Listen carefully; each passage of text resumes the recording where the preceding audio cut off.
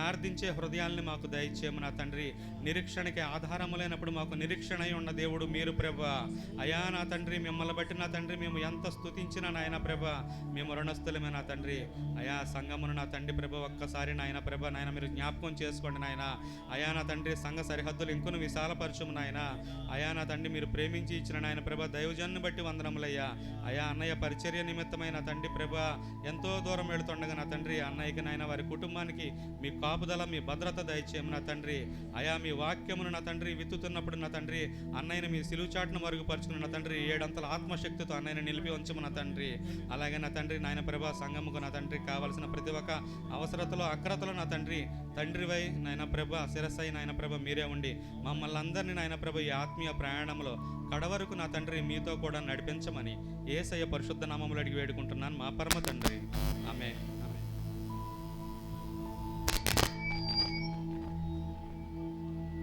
స్తోత్రం నాయన, స్తోత్రం తండ్రి. దయగలిగిన దేవా నాయన నీకు వందనములు ప్రభువా, నీకే స్తుతులు స్తోత్రములు తండ్రి. మహాపరిశుద్ధుడా మహాగణుడా దేవా నీకు స్తోత్రం నాయన, స్తోత్రం స్తోత్రం స్తోత్రం నాయన తండ్రి. నాయన గడిచిన వారమంతా నాయన మమ్మల్ని నీ రెక్కల నిండా భద్రపరిచిన ఆయన అయ్యా మరి ఇదిగో నాయన మరి తండ్రి మరి తండ్రి పరిశుద్ధ దినం నాయన మమ్మల్ని నిలబెట్టినందుకు మీకు వందనములు తండ్రి.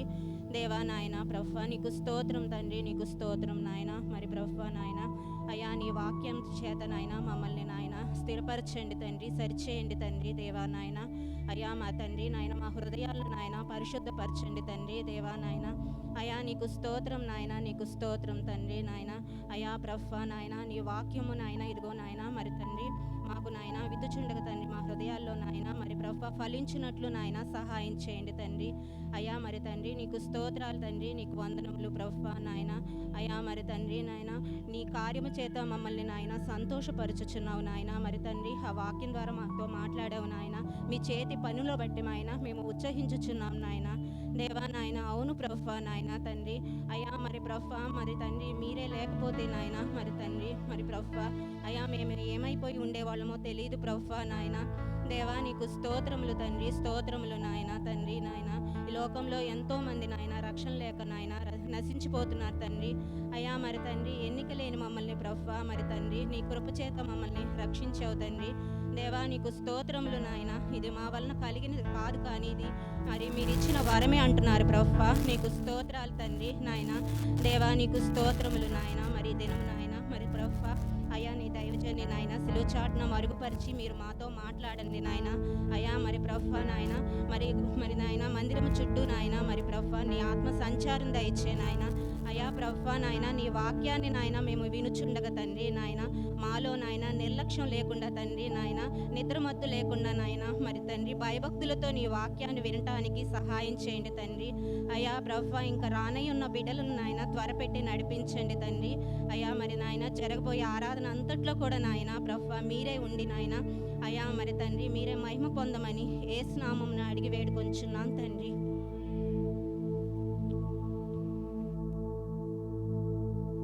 పరిశుద్ధ గ్రంథం నుండి ఒక వాక్య భాగాన్ని ఉత్తర ప్రత్యుత్తర రీతిగా చదువుకుందాం. కీర్తనల గ్రంథము 119వ కీర్తన 41 నుండి 50వ వచనం వరకు మనం చదువుకుందాం. సమయంలో అబ్రామ్ చదివి వినిపిస్తాడు. 119వ కీర్తన 41వ వచనం నుండి 50వ వచనం వరకు.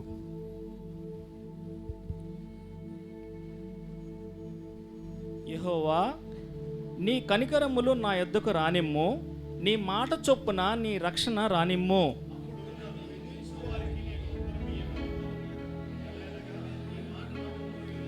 నా నోట నుండి సత్యవాక్యమును ఏమాత్రమును తీసివేయకము, నీ న్యాయ విధుల మీద నా ఆశ నిలిపి ఉన్నాను.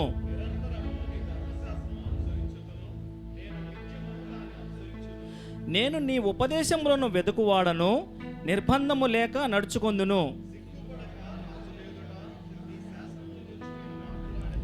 నీ ఆజ్ఞలను బట్టి నేను హర్షించెదను, అవి నాకు ప్రియములు.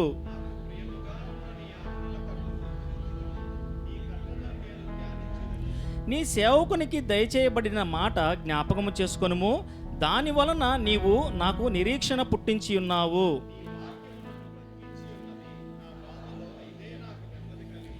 ఈ వాక్యం అందరం కలిసి చదువుకుందామండి. నీ వాక్యము నన్ను బ్రతికించి ఉన్నది, నా బాధలో ఇదే నాకు నెమ్మది కలిగించి ఉన్నది. ఆమేన్. సమయంలో అందరూ కూడా కొద్ది నిమిషాలు దేవుని సన్నిధిలో మన హృదయాన్ని తెరిచి మనసారా ఆయన్ని కీర్తిద్దాం. ఇక ఎవరు ఇటు అటు తిరగొద్దు, కళ్ళు తెరిచి చూడొద్దు. అందరం కళ్ళు మూసుకుని కొద్ది నిమిషాలు ఆయన్ని మనసారా కీర్తించుకుందాం.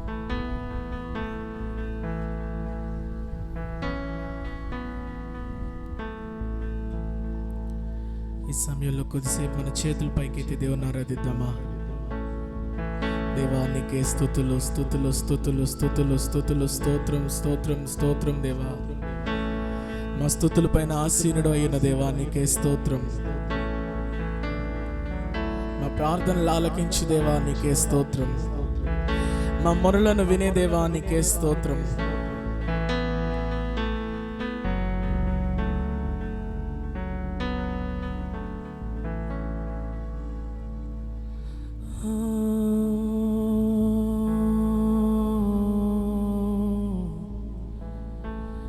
ప్రార్థనలు ఆలకించు దేవా, మొరలన్నీ వినువాడా,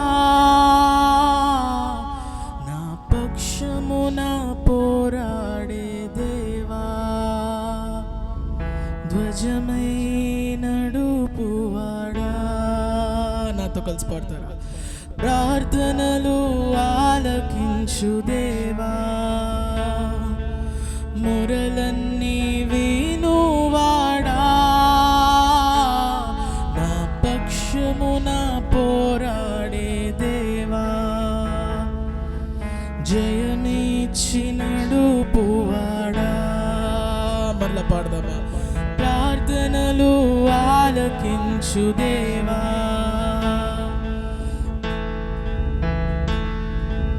మొరలన్నీ వినువాడా, నా పక్షమున పోరాడే దేవా, జయమిచ్చి నడుపువాడా. నా దేవా నా దేవా నా దేవా, ధ్వజమై నడుపువాడా, నా దేవా నా దేవా, విడుదల నొసగువాడా, నా దేవా నా దేవా, ధ్వజమై నడుపువాడా, నా దేవా నా దేవా, విడుదల నొసగువాడా. ప్రార్థనలు ఆలకించు, ప్రార్థనలు ఆలకించు దేవా, మొరలన్నీ వినువాడా, నా పక్షమున పోరాడే దేవా, విజయము నలుపువాడా, నా దేవా నా దేవా,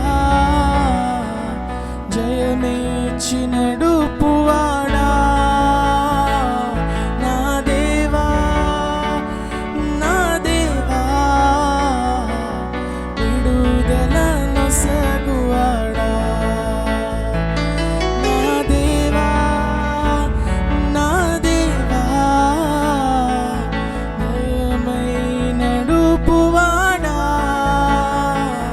నా దేవా నా దేవా,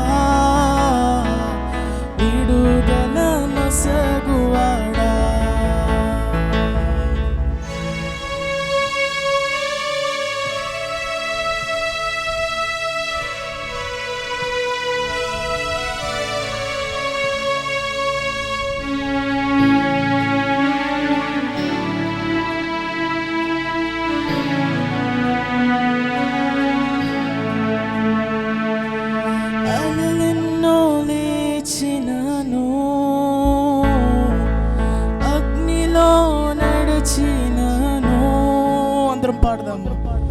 అలలెన్నో లేచినను, అగ్నిలో నడచినను, నీ కృపతో నన్ను కాచితివి, అద్భుతముగా మార్చితివి, నీ కృపతో నన్ను కాచితివి, అద్భుతముగా నన్ను మార్చితివి. నా దేవా, నా దేవా, ధ్వజమై నడుపువాడా, నా దేవా, నా దేవా, విడుదలను సగువాడా. అగ్నిలో పడిచిన, అగ్నిలో నడిచినను, అలలెన్నో లేచినను,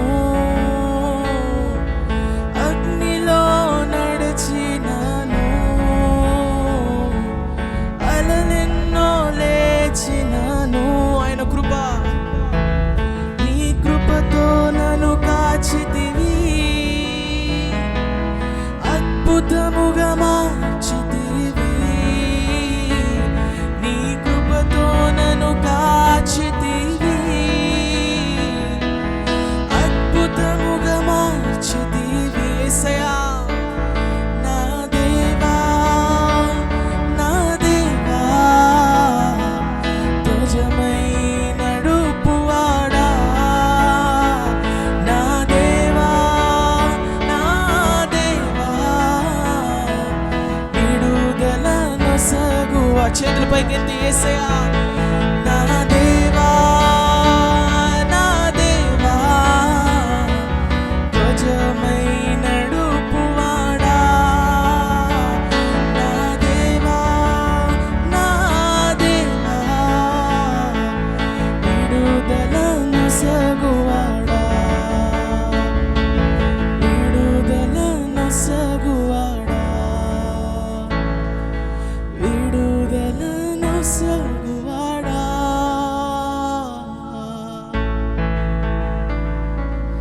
మంచివాడా, మహోన్నతుడా, మహిమోన్వితుడా, మంచి చేయువాడా, సర్వోన్నతుడా, సర్వశక్తిమంతుడా, నా దేవా, నా దేవా,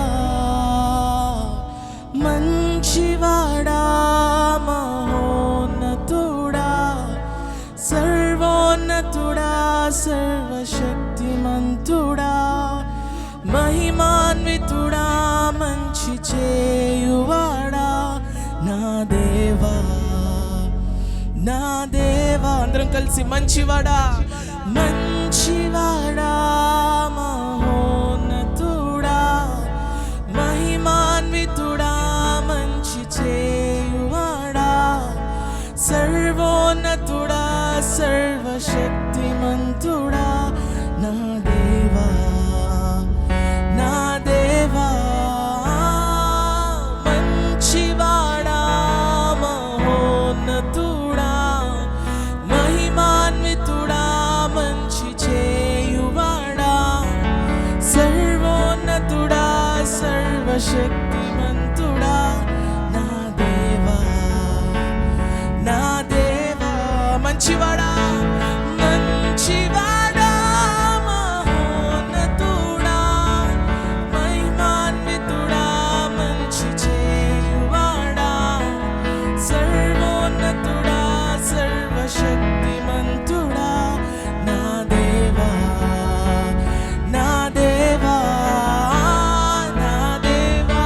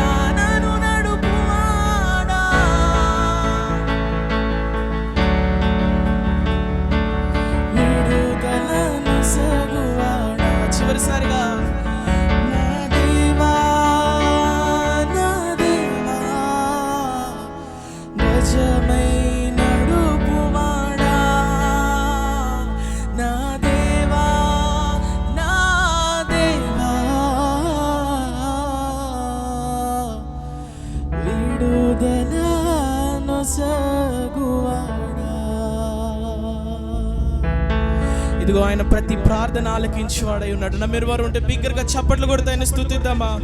అయ్యా, మా ప్రతి మనవి, మా ప్రతి ప్రార్థన మీరు ఆలకిస్తున్నారయ్యా. అయ్యా నాయన, మీరు మా మొర ఆలకించకపోతే ఎవరు మా మొర వినరయ్యా.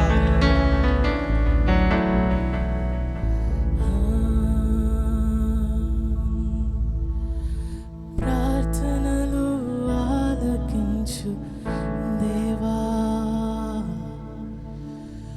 మొరలన్నీ వినువాడా, నా పక్షమున పోరాడి దేవా,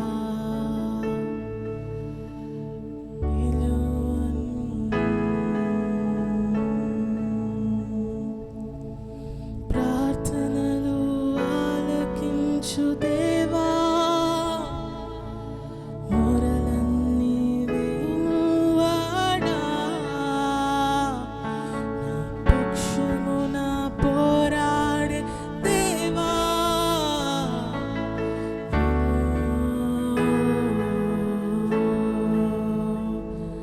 నా దేవా, నా దేవా, ధ్వజమై నడుపువాడా, నా దేవా, నా దేవా, మేలును కలుగువాడా, ధ్వజమై నడుపువాడా, జయముతో నడిపించువాడా.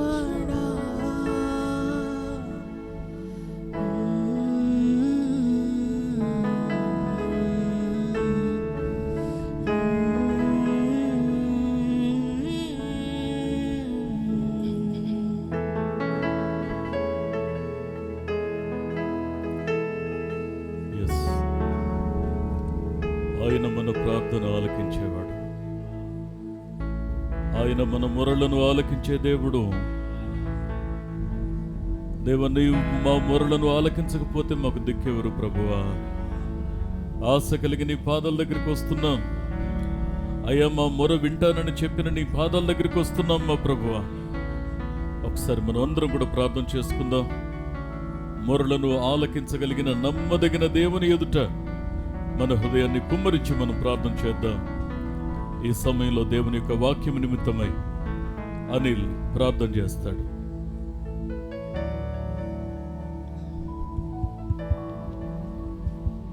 ప్రార్థన చేసుకుందాం. మమ్మల్ని మిక్కిలిగా ప్రేమించిన మా ప్రియ పరలోకపు తండ్రి, నీకు వందనాలు, స్తుతులు, స్తోత్రాలు చెల్లిస్తాం దేవా నా తండ్రి. అయ్యా నా తండ్రి, మా హృదయంలో గొప్ప కార్యములు చేయటకు దేవా నా తండ్రి, ఆయా సామర్థ్యం గల దేవా నీకు వందనాలు చెల్లిస్తున్నాం దేవా నా తండ్రి. నిజమే ప్రభా నా తండ్రి, ప్రార్థన మా ప్రతి పరిస్థితిని మారుస్తుంది దేవా నా తండ్రి. దేవా నా తండ్రి, స్తుతి ప్రభా నా తండ్రి, అయా మా స్థితిని మారుస్తుంది దేవా నా తండ్రి. ప్రభా, విశ్వసించి ప్రభా నీ సన్నిధిలో కనిపెట్టుకునే భాగ్యం మాకు దయచేయమని అడుగుతున్నాం దేవా నా తండ్రి.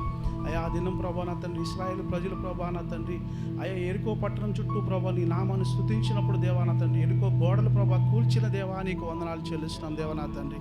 అయా నా దేవా నా తండ్రి, పౌలు శీల ప్రభా నా తండ్రి, చెరసాలలో ప్రభా నీ స్తుతించినప్పుడు దేవా నా తండ్రి, అయా నా తండ్రి, చెరసాల గోడలు ప్రభా కూల్చిన దేవా నా తండ్రి.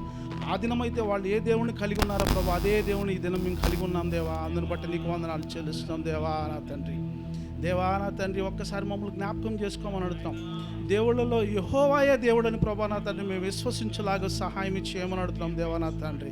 ఎందుకంటే ప్రభా, వేల్పుల్లో నీ వంటి వారు ఎవరు లేరు దేవా నా తండ్రి. ప్రభా నా తండ్రి, నీ మీద సంపూర్ణంగా అనుకుంటానికి సహాయం చేయమని అడుగుతున్నాం దేవా నా తండ్రి. దేవా నా తండ్రి, ఆ దినం ప్రభా నా తండ్రి, యాకోబు ప్రభా తెల్లవారు ప్రభా ఎబ్బేకు రేవు దగ్గర ఎలా అయితే పోరాడాడు దేవా నా తండ్రి, అటువంటి పోరాడే అనుభవం ప్రభా మా అందరికీ దయచేయమని అడుగుతున్నాం దేవా నా తండ్రి.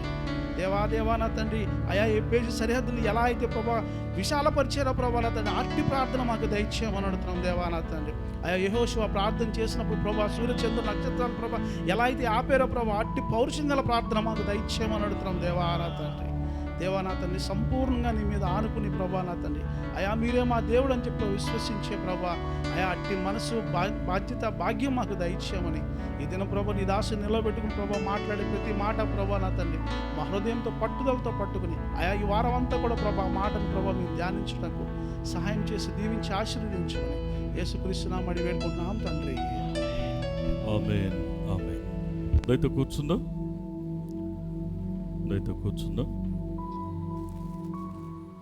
యేసుక్రీస్తు నామములో మరొకసారి మీ అందరూ కూడా ప్రత్యేకమైన వందనాలు తెలియజేసుకుంటూ ఉన్నాను. ఎస్, సమయంలో పరిశుద్ధ గ్రంథం నుండి ఒక వాక్య భాగాన్ని మనం ధ్యానిద్దాం.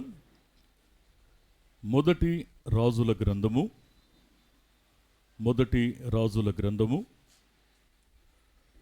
9వ అధ్యాయము 3వ వచనాన్ని ఒకసారి మనం చదువుకుందాం. ఓకే. నా సముఖమందు నీవు చేసిన ప్రార్థన విన్నపములను నేను అంగీకరించితిని. కళ్ళు మూసుకుని చిన్న ప్రార్థన చేద్దాం. దయగలిగిన వాడా, మహోన్నతుడా, మరొకసారి మీ పాదాల దగ్గరికి వస్తూ ఉన్నాం మా ప్రభు.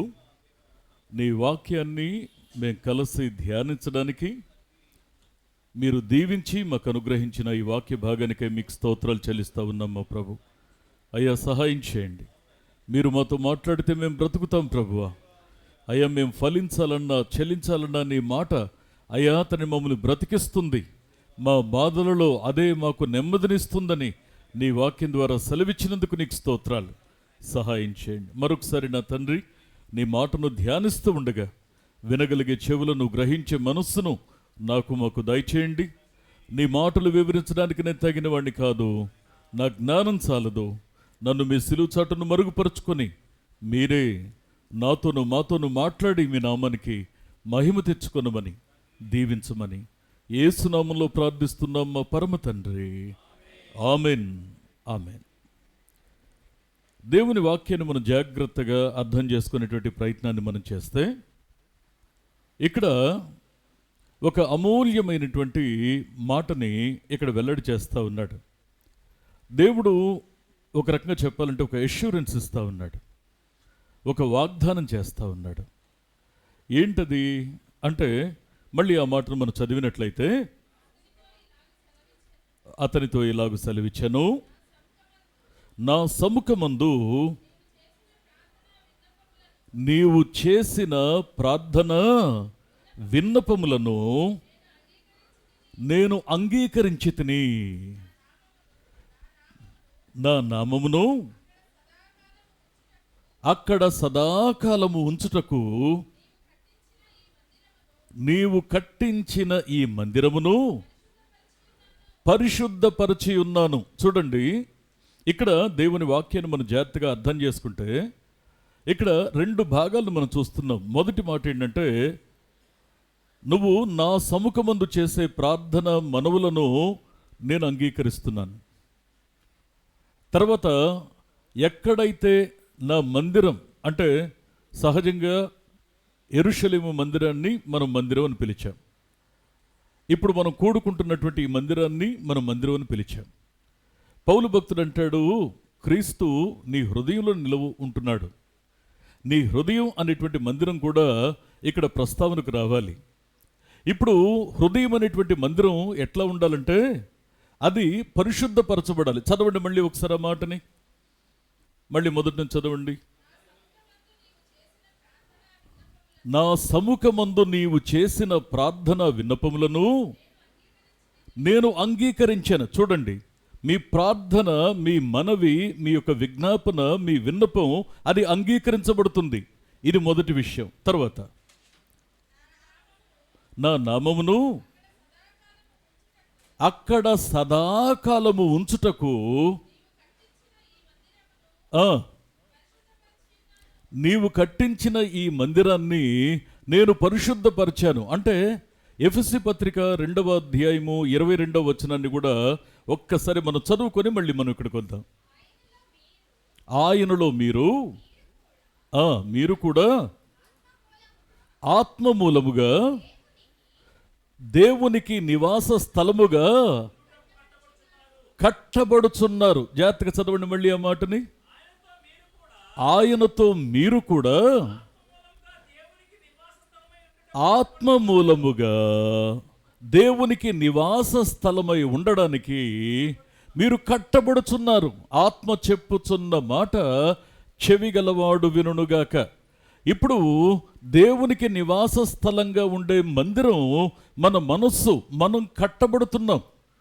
మీరు దేవుని ఆలయమై ఉన్నారని మీరు ఎరుగరా అని అంటాడు. సరే, ఇప్పుడు మన మనవి దేవుని చేత అంగీకరించబడాలంటే రూల్ నెంబర్ 1, అది పరిశుద్ధంగా ఉండాలి. మన మనవి దేవుని చేత అంగీకరించబడాలి అంటే ఇక్కడ మనం దేవుని యొక్క మందిరంగా కట్టబడిన వారిగా మనం ఉండాలి. కట్టబడిన వారిగా ఉండడం మాత్రమే కాదు, కట్టబడిన మందిరం అది పరిశుద్ధంగా ఉండాలి. ఈ పరిశుద్ధమైన మందిరము నుండి ధ్వనిస్తున్న ప్రార్థన ఉందే, ఆ ధ్వనిస్తున్న ప్రార్థన అది దేవుని యొక్క పాదాల దగ్గరికి వెళుతుంది, దేవుని యొక్క సముఖమునకు వెళుతుంది. ఇప్పుడు దేవుని సముఖమునందు చేయబడేటువంటి ప్రార్థన ఖచ్చితంగా అది దేవుని చేత అంగీకరించబడుతుంది. ఇది దేవుని ప్రమాణం. జాగ్రత్తగా వినాలి. ఇప్పుడు ఈ మంచి మాటను మనం విన్నాం. ఇప్పుడు యేసుక్రీస్తు ప్రభువారు ఒక మాట అంటారు. ఈ మాట కాస్త ఆలోచింపచేస్తుంది. యోహాను సువార్త 16వ అధ్యాయము 24వ వచనాన్ని ఒకసారి మనం చూస్తే, ఇది వరకు మీరేమియూ నా పేరుట అడగలేదు. చాలండి. ఇది వరకు మీరు నా పేరుట ఏది అడగలేదు అంటాడు ప్రభు. అదేంటి ప్రభువా? రోజు ప్రార్థన చేస్తున్నా కదా, రోజు మొర్ర పెడుతున్నా కదా, రోజు నీ సన్నిధిలో మర్చిపోకుండా ప్రార్థిస్తున్నా కదా, ఇదిగో పలానా విషయం ఇంకా అడుగుతూనే ఉన్నానా, ఇదిగో పలానా మొర్ర ఇంకా చేస్తూనే ఉన్నానా, నువ్వేంటి ప్రభు గబుక్కున ఈ మాట నేసావు? నేనెంత ఫీల్ అవుతానో తెలుసా, నేనెంత హర్ట్ అవుతానో తెలుసా? ఇంతవరకు నీ పేరట ఏం అడగలేదనేసావేంటి? నేను అడగకుండా ఎక్కడున్నాను ప్రభువా? ఇదిగో ఫలానా విషయంలో నేను అడుగుతూనే ఉన్నాను కదా. నేను ఇంత మొరపెడతా ఉంటే, ఇంత అడుగుతూ ఉంటే నువ్వేం చెప్పావు నాకు? నా సమ్ముఖమందు నువ్వు చేసిన ప్రార్థన నేను అంగీకరిస్తానని కదా చెప్పావు. అందుకే నేను ప్రార్థిస్తున్నాను. నేను ప్రార్థిస్తూ ఉంటే చివరికి నువ్వు ఒక్క మాట అనేసావు, అసలు నేను ప్రార్థనే చేయడం లేదని. అదేంటి? దీన్ని ఎలా అర్థం చేసుకోవాలి? జాగ్రత్తగా దేవుని వాక్యాన్ని అర్థం చేసుకునే ప్రయత్నాన్ని మనం చేస్తే, కొన్నిసార్లు మనం చేస్తున్నటువంటి ఆ ప్రక్రియకు మనం పెట్టుకుంటున్న పేరు ప్రార్థన అని. కొన్నిసార్లు మన ప్రార్థనలు, మనం అనుకుంటున్న ప్రార్థనలు దేవుని చేత అంగీకరించబడకపోవడానికి గల కారణం ఏంటి? మనం అనుకుంటున్న ప్రార్థనలు దేవుని చేత అంగీకరించబడకపోవడానికి గల కారణం ఏంటి? వాక్యాన్ని చూస్తే ఇక్కడ కొన్ని విషయాలు మనం ప్రార్థన చేసుకుంటున్నాము అనుకుంటున్నా అది ప్రార్థనగా పరిగణించబడకపోవడానికి రూల్ నెంబర్ 1, యాకోబు పత్రిక 4వ అధ్యాయము 3వ వచనాన్ని ఒకసారి మనం చదువుకున్నట్లయితే, మీరు అడిగినను మీ భోగముల నిమిత్తము వినియోగించుకున్నటకై దురుద్దేశముతో అడుగుదురు గనుక మీకేమీ దొరకడం లేదు. రూల్ నెంబర్ 1 ఏంటంటే, అయ్యా మీరు నా సముఖమందు ప్రార్థన చేస్తే నేను వింటాను అని దేవుడు చెప్పాడు. ఇప్పుడు ఆయన సముఖమందు ప్రార్థన చేయడానికి ఆయన ఈ ఆలయము అనేటువంటి మన హృదయాన్ని శుద్ధీకరించబడిన హృదయం నుంచి ఈ ప్రార్థన ధ్వనించాలి అని రూల్ చెప్పడం జరిగింది. కానీ మన ప్రార్థనలు ఎలా ఉంటూ ఉన్నాయంటే, మనం అడుగుతున్నాం కానీ దురుద్దేశంతో, మన భోగముల నిమిత్తము, భౌతికమైన అవసరాలు. మనం నోరు తెరిస్తే ప్రార్థన భౌతికమైన విషయాలు, మన యొక్క భౌతికమైన అవసరాల కోసం మాత్రమే. దురుద్దేశముతో కొన్ని దేవుని చేత అసలు అంగీకరించబడుతున్నాయా లేదా, దేవుడు దీన్ని అంగీకరిస్తాడా లేదా అనే ఆలోచన కూడా లేకుండా మనం కొన్నిసార్లు కొన్ని ప్రార్థన మనలు దేవుని యొక్క పాదాల దగ్గర పెడుతున్నాం. అంగీకరిస్తాడా అండి? ఆయన అంగీకరించగలడా? దేవుని వాక్యం సెలవిస్తున్న సత్యం ఏంటి అంటే, మీరు దురుద్దేశంతో అడిగి నాకు అడిగింది జరగలేదు అని అంటావే, అది నా చేత ప్రార్థనగా పరిగణించబడలేదంటాడు ప్రభు. నెంబర్ 2, ఎందుకు మన ప్రార్థనలు కొన్నిసార్లు అంగీకరించబడడం లేదు అనంటే, పరిశుద్ధ గ్రంథంలో సామెతల గ్రంథము 15వ అధ్యాయము 8వ వచనాన్ని ఒకసారి మనం చూద్దాం.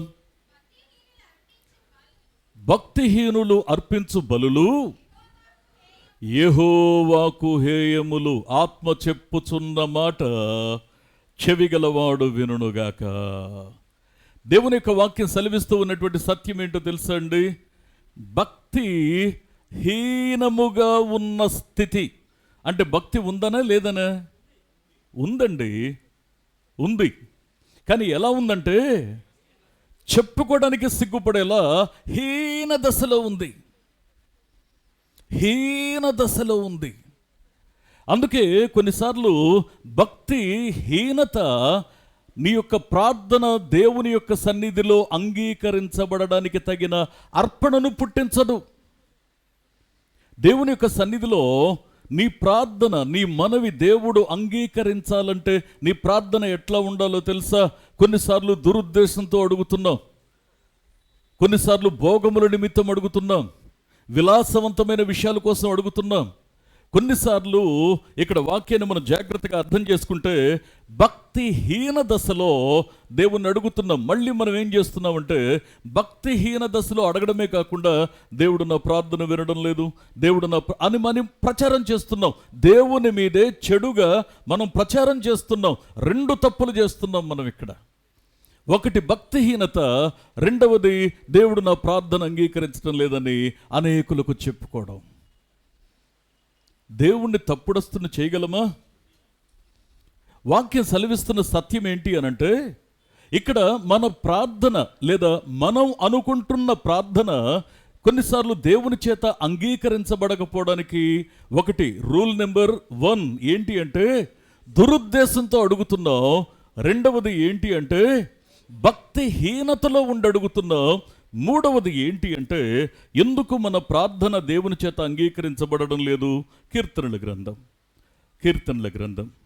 66వ కీర్తన 18వ వచనాన్ని ఒకసారి మనం చూసుకున్నట్లయితే చదవండి. నా హృదయములో నేను పాపమును లక్ష్యము చేసిన ఎడల ప్రభువు నా మనవి వినకపోవును. చాలాసార్లు దేవుని దగ్గర మన ప్రార్థన అంగీకరించబడకపోవడానికి గల కారణం ఏంటి అంటే పెదవులైతే ప్రార్థన చేస్తున్నట్లు కదులుతున్నాయి, కానీ నీ మనసు వేరే దాన్ని వెతుక్కుంటూ ప్రయాణం చేస్తూ ఉంది. నీ మనసు వేరే దాన్ని ఆశ్రయిస్తూ ఉంది, ఆశిస్తూ ఉంది, వెంబడిస్తూ ఉంది, కోరుకుంటూ ఉంది. ఎప్పుడైనా ఆలోచన చేశామా? ఇక్కడ మాట్లాడతాడు భక్తుడు, అంటున్నాడు నా హృదయము ఒకవేళ పాపాన్ని లక్ష్యము చేస్తే, నా హృదయం పాపాన్ని లక్ష్యము చేస్తే దేవుడు నా మనవిని వినడు. దేవా నీ సన్నిధిలో ప్రార్థన చేస్తే నువ్వు అంగీకరిస్తానన్నావు, ఎందుకు నా ప్రార్థన అంగీకరించవు నువ్వు అని ప్రశ్నించడానికి ముందు ఒకవేళ నేను ఎక్కడైనా పాపాన్ని లక్ష్యం చేస్తున్నానేమో ఎప్పుడైనా ఆలోచన చేశామా? నీ దృష్టి దేని మీద ఉందో నీకు తెలుసా? నీ ధ్యాస దేని మీద ఉందో నీకు తెలుసా? నీ ఆలోచన దేని మీద ఉందో నీకు తెలుసా? దేవుని వాక్యాన్ని మనం జాగ్రత్తగా అర్థం చేసుకునేటువంటి ప్రయత్నాన్ని మనం చేస్తే చాలాసార్లు మన ప్రార్థన అంగీకరించబడకపోవడానికి గల కారణం ఏంటి అంటే ఈ 3 రీజన్స్ని మనం గుర్తుపెట్టుకోవాలి. ఒకటి దురుద్దేశంతో అడుగుతున్నాం, రెండవది మూడవది పాపాన్ని లక్ష్యం చేయడం, నాలుగవది ఏంటి అనంటే అదే కీర్తనల గ్రంథము 31వ కీర్తన 10వ వచనాన్ని ఒకసారి మనం చదివినట్లయితే నా బ్రతుకు దుఃఖముతో వెళ్ళబుచ్చుచూ ఉన్నాను, నిట్టూర్పులు విడుచుటతో నా ఏండ్లు గతించుచూ ఉన్నవి. చూడండి, నా దోషమును బట్టి నా బలము తగ్గిపోవచ్చున్నది. నా ఎముకలు క్షీణించుచు ఉన్నవి. అంటే ఇక్కడ మాట్లాడుతున్న మాట ఏంటి అంటే, అయ్యా నిజంగా నా బలం తగ్గిపోవడానికి కారణం ఏంటో నాకు అర్థమవుతుంది. నా దోషమును బట్టి. ఇప్పటికీ దేవుని దగ్గర ఒప్పుకోవాల్సిన ఒక విషయాన్ని నువ్వు అలాగే దాచిపెట్టేస్తున్నావు కదూ. పరిశుద్ధాత్మ దేవుడు మన హృదయాన్ని తాకితే, మేల్కొల్పితే, మనసును రేపితే, ఇంకా దేవునికి దొరకకుండా, అందకుండా, చిక్కకుండా లోపల దాచుకుంటున్న విషయాలు అవి వెలుపలికి వస్తున్నాయి. నువ్వు అవునన్నా సరే, నువ్వు కాదన్నా సరే. దేవుని యొక్క వాక్యం సెలవిస్తున్న సత్యం ఏంటి అంటే, చాలాసార్లు దేవుడు నా ప్రార్థన అంగీకరించడం లేదని కొన్నిసార్లు దేవుని మీద నెపాన్ని వేస్తూ ఉన్నావు. దోషం నాది, దోషం మనది, దోషం మనది. మర్చిపోవద్దు ఈ విషయాన్ని. ఒకప్పుడు నేను చేతులెత్తి ప్రార్థిస్తే దేవుడు అంగీకరించాడు. ఒకప్పుడు నేను మోకరించి ప్రార్థిస్తే దేవుడు అంగీకరించాడు. ఒకప్పుడు నేను పెనుగులాడి ప్రార్థిస్తే దేవుడు అంగీకరించాడు. ఒకప్పుడు నేను ప్రార్థించడానికి శక్తి లేక సొక్కిపోయి నేను నేల మీద పడి మూల్గుతూ అలసిపోయి నిద్రపోతే ఆ ఉద్దేశాన్ని చూసి దేవుడు అంగీకరించాడు. కానీ ఇప్పుడు నా మోకాళ్ళలో బలం లేదు, నా చేతుల్లో బలం లేదు. నా దోషము నా ప్రార్థన బలాన్ని తగ్గించేసింది. నా దోషము, నా నేరము, నా తప్పిదము నా ప్రార్థన బలాన్ని చల్లార్చేస్తూ ఉంది. దేవుని యొక్క సన్నిధిలో మనం ప్రార్థిస్తున్నామా? దేవుని చేత అంగీకరించబడే ప్రార్థన నేను చేస్తున్నానని గుండెల మీద చెయ్యి వేసుకొని ధైర్యం కలిగి చెప్పడానికి మనం సంసిద్ధంగా ఉన్నామా?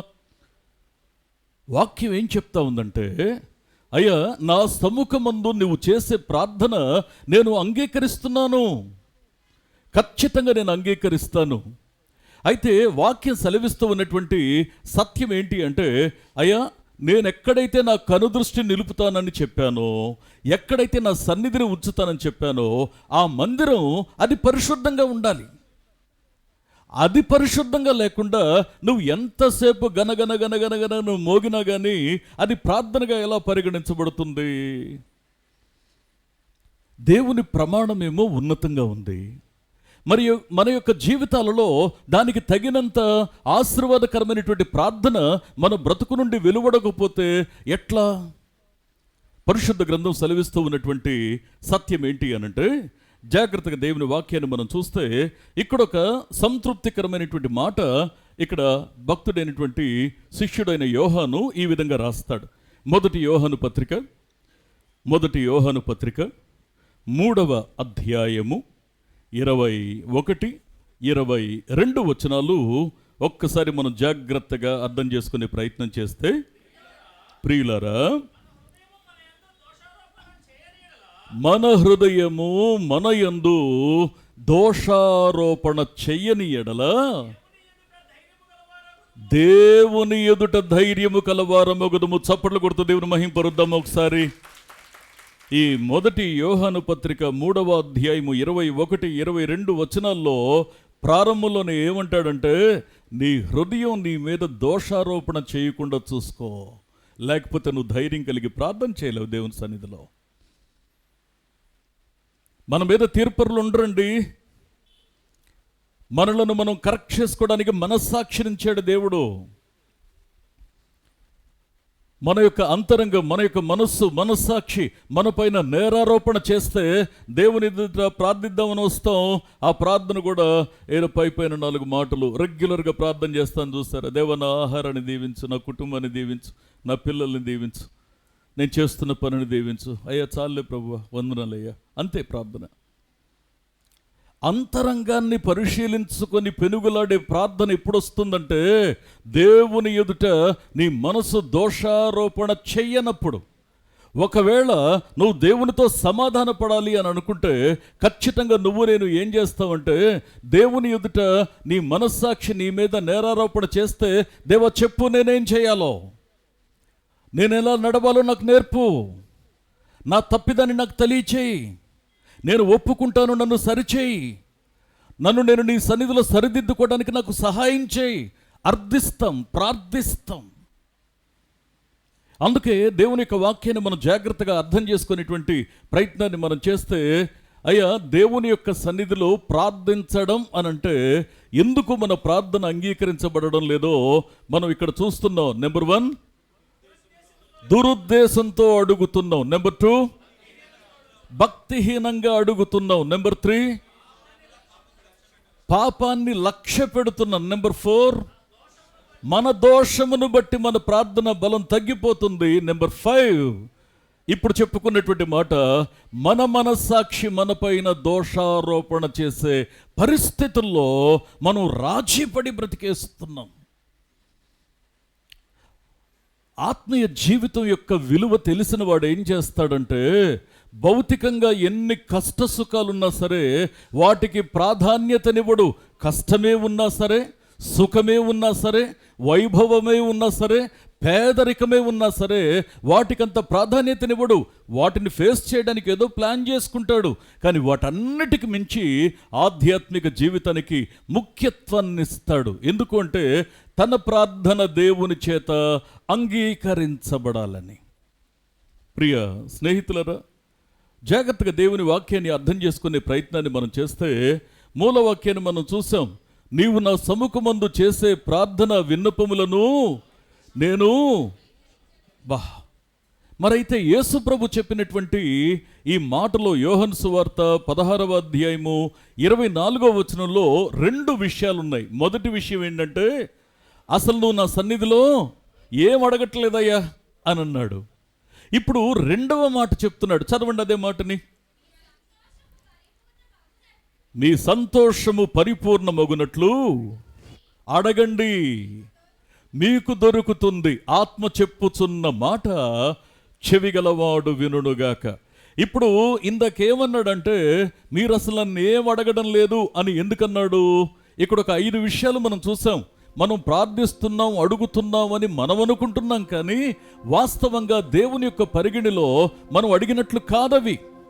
ఇప్పుడు దేవుడు ఏమంటున్నాడంటే, మీ సంతోషం పరిపూర్ణమయ్యేటట్లు ఇప్పుడు అడగండి, అది మీకు దొరుకుతుంది. మీ సంతోషం పరిపూర్ణమయ్యేలా అడగండి. ప్రభువా, అదెట్లా అడగాలి? అదెట్లా అడగాలి అంటే, మనం ఇక్కడ దావీదు భక్తుణ్ణి అనుసరించాలి.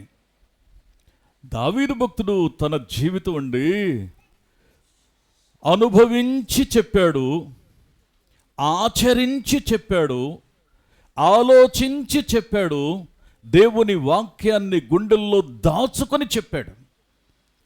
అందుకే ఇక్కడ దావీదు భక్తుడైతే నిజంగా దేవునిని అడగడంలో ఎలాంటి మనసు కలుగున్నాడు? కీర్తనల గ్రంథం 143వ కీర్తన 143వ కీర్తన 8వ వచనాన్ని ఒక్కసారి మనం చదివినట్లయితే, నీ యందు నేను నమ్మిక ఉంచి ఉన్నాను, ఉదయమున నీ కృప వార్తను నాకు వినిపించు. ఆత్మ చెప్పుచున్న మాట చెవిగలవాడు వినుగాక. దేవా, నేను నీ సన్నిధిలో నమ్మకం ఉంచాను. ప్రభువా, నేను నీ సన్నిధిలో నమ్మిక ఉంచాను. ఉదయానికల్లా కృపా వార్త నాకు వినిపింపచేయి. అయ్యా, అన్ని ఇబ్బందికరమైన మాటలు వింటున్నాను, అన్ని భయం కొలిపే విషయాలు వింటున్నాను, మానసికంగా కృంగిపోయి ఉన్నాను, మానసికంగా నలిగిపోతున్నాను. ఎప్పుడు ఏం వినాల్సి వస్తుందో, ఎప్పుడు ఏం జరుగుతుందో, ఎటువంటి పరిస్థితుల్ని ఫేస్ చేయాల్సి వస్తుందో నాకు అర్థం కాని పరిస్థితుల్లో ఉంది. కానీ ఇలాంటి స్థితిలో నేను ఒక్క విషయం చేస్తున్నాను. ఏంటి అంటే, నీ యందు నమ్మిక ఉంచుతున్నాను. దేవుని వాక్యాన్ని మనం జాగ్రత్తగా అర్థం చేసుకునేటువంటి ప్రయత్నాన్ని మనం చేసినట్లయితే, ఇక్కడ దేవుని యందు నమ్మిక ఉంచి అడగడం అంటే అర్థం ఏంటి? ఈ అడగడం ఎలా ఉంటుంది?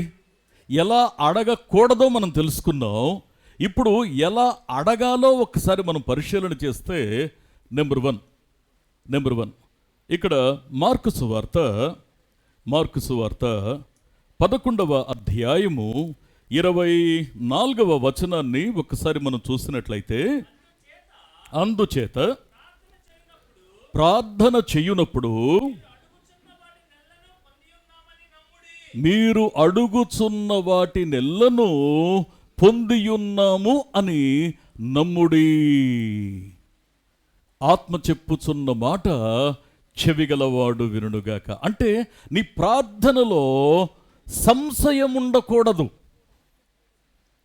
నీ ప్రార్థనలో నేను అడిగాను, దేవుడు చేస్తాడా చేయడా, సంశయం ఉండకూడదు.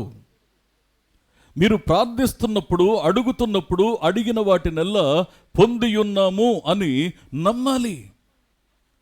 అందుకే దేవుని యొక్క వాక్యాన్ని మనం జాగ్రత్తగా అర్థం చేసుకునేటువంటి ప్రయత్నాన్ని మనం చేస్తే, ఆ జీవం కలిగిన దేవుని ఎదుట ఒక ప్రమాణం ఉంది.